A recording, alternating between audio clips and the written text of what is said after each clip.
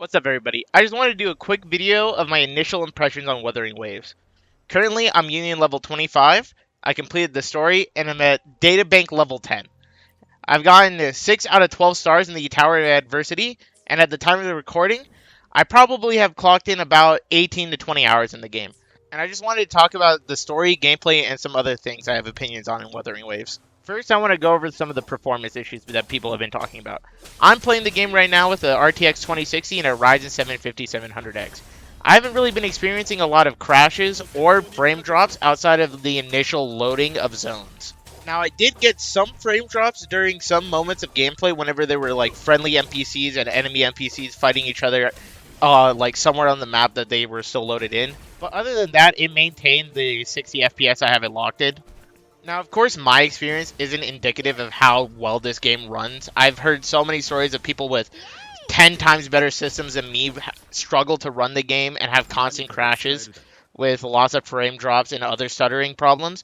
And some people that have slightly worse computers than me being even unable to play the game. Even though they hit the minimum spec requirements, their FPS is so low and the stuttering and the frame drops are so bad that they just can't play it at all. Now, I also have tried the mobile version. I've been playing on an iPhone 14 Plus, which is way above what you need for the even recommended spec requirements, but I'm still getting frame drops in combat, especially when the particle effects are high, or the same thing when there's friendly NPCs duking it out somewhere nearby. But other than that, no real like constant frame loss or crashing or anything else that I've seen people have been having on mobile as well. Now, I just want to reiterate, my lack of performance problems does not mean that the game is optimized well. There are still frame drops that happen because of NPCs and other outside factors, and they still need to get fixed, but Kuro's been on top of it with hot fixes every single day, so it'll probably get better by the end of the week to the end of this month. Now let's talk about bugs. I haven't had any game-breaking bugs, but I've had some interesting ones later in the story where the audio gets desynced by like 3 to 5 seconds on cutscenes, so it just completely jarring and just ruins all the cutscenes, especially in like Act 6, where all these big hitting climax cutscenes just are goofy as hell because the sound just doesn't sync up.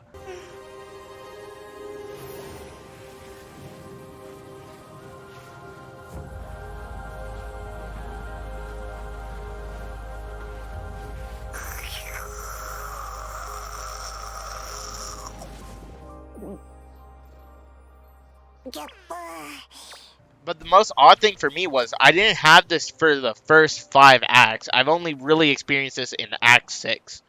Another thing is, well, now that got fixed for me, was whenever I teleported in or entered a new zone and exited a loading screen, my sound would cut out for like 3 seconds before coming back in. But other than that, I haven't gotten stuck in terrain. I haven't fallen out of the map. I haven't just been randomly killed or anything like that I've seen on Twitter. The bugs do exist, and maybe I just haven't fucked with the game long enough or done the certain, triggers that cause these bugs in the time I've played the game.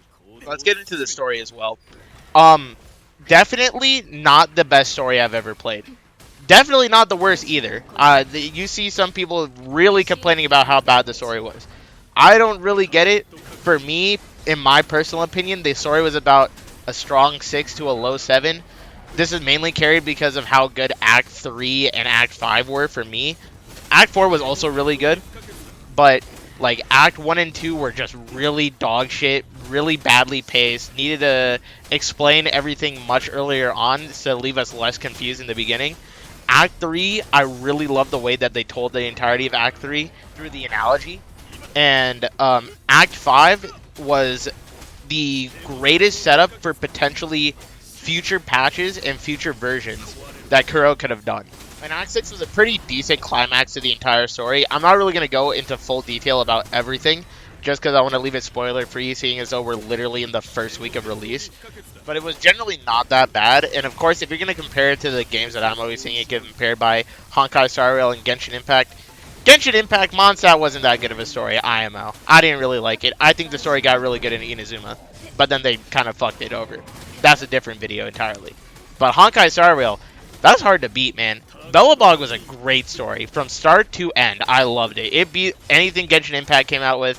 and it definitely beats what Kuro Games put out with 1.0. Now, even though like the story got a bad start, I still think that they can fix it up, especially in like version 1.1 and onwards, as they just flesh out the world more, explain more things, get better at pacing. Pacing was a really big problem I had during Act 1 and 2. But time will see if they get the story to be better or they just continues to be dog shit. Let's get into the real meat of Wuthering Waves, the gameplay. It feels amazing. Dodging feels good. Using your skills feel good. Using echoes feel good. Swapping feels good. Even better than what I felt like in Genshin Impact. Especially when I was playing teams centered around swapping often, like National and shit. And countering and learning how the boss fights work feels so good. I have not really felt in boss fight encounters like I've been bullshitted because I clearly dodged something or I clearly parried something. I can clearly tell that it's mostly my fault for how I take damage or even die during fights, which is really nice, and I haven't really seen in a gacha game because usually it's you roll over it with just higher stats, bigger numbers, better damage, better characters. But in Wuthering Waves, you can really tell that you can just skill gap everything. You can still do the normal face roll it with better stats and better characters and lose out on the intricacy of combat since you don't really need to focus on countering since you can just face roll through it with the higher damage and better builds and shit like that. But I see a lot of potential with challenge runs, especially with how hologram bosses work. I haven't been able to play them yet since I'm too low of a union level, but I'm excited to try to do them with only one character, two characters, 4 stars only, 5 stars, whatever. Just try to see what I can push the limits of the game to, since it's just so much fun fighting these bosses. And it's probably going to be some of Wuthering Waves' greatest endgame content. And talking about the endgame content, I should probably speak about the Tower of Adversity. I'm just going to call it the Spiral Abyss. I can't say adversity. At least in the stable chambers, which is like the static version of the adversity, it's very bland. It's exactly the same as the Spiral Abyss. You're just fighting enemies. There's modifiers that exist. They don't really matter.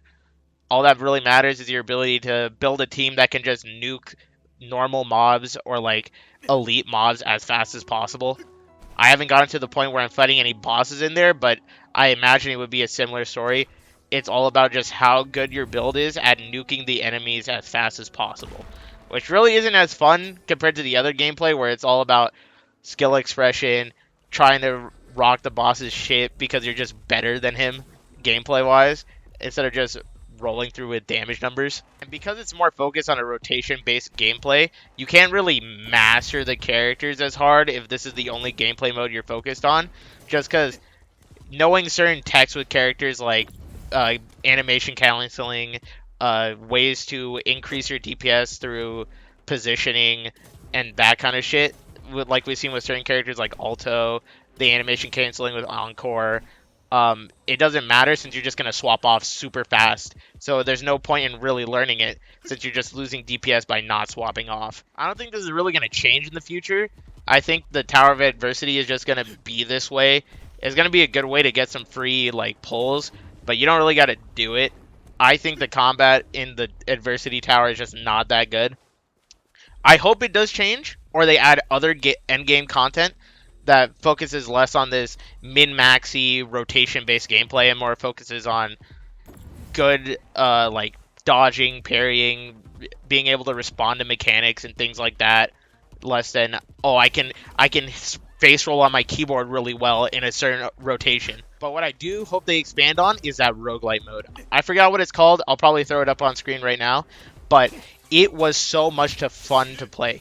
Especially since I think it has great future proofing just because you can just add more echoes that you can play as. It's crazy to me that they've added playable echo characters that have their own skills and ults and mechanics that changes how your normal resonators play, on top of adding a second character effectively to play at the same time. It was super fun from the 2 runs I've done of it. I have to see at a higher level if it gets better or worse because, well, the damage numbers are really, really high at this lower level, so it's really fast, really fun. I don't know if it's going to be a slog to get through is my main concern with it.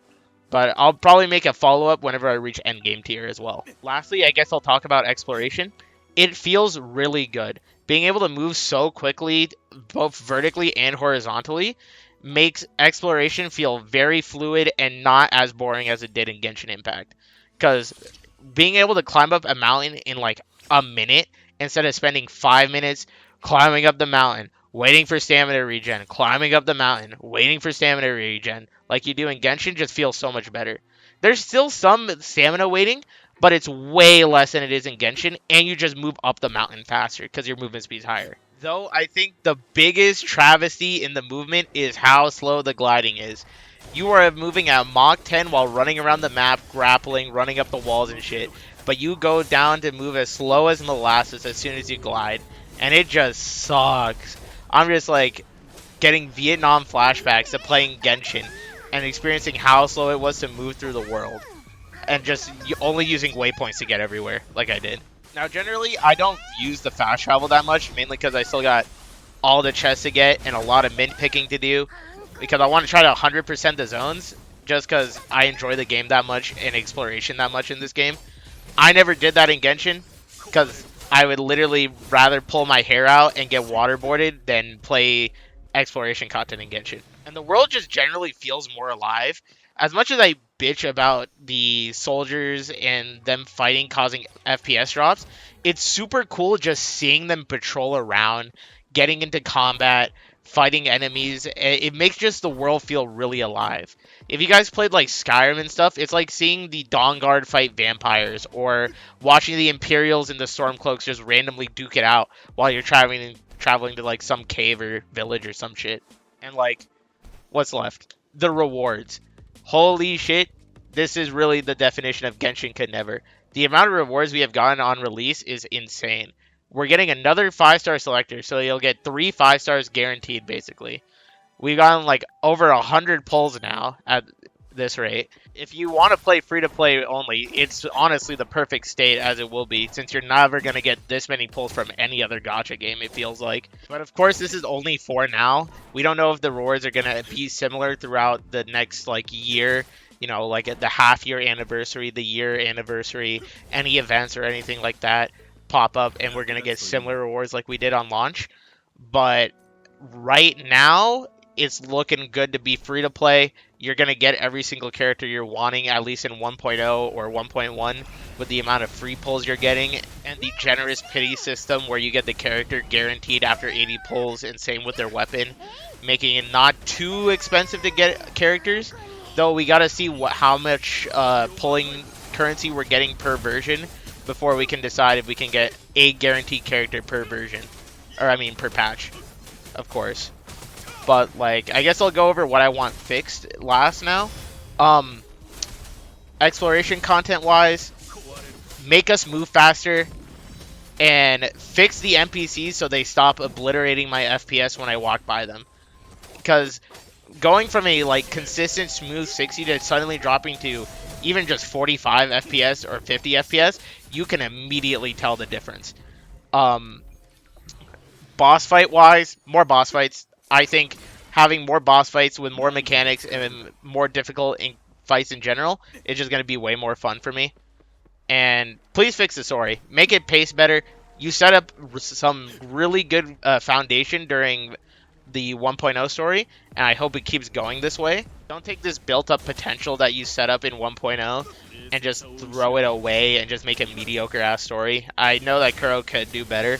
I've heard great things about PGR, that the story was very dog shit in 1.0, but it only got better from there.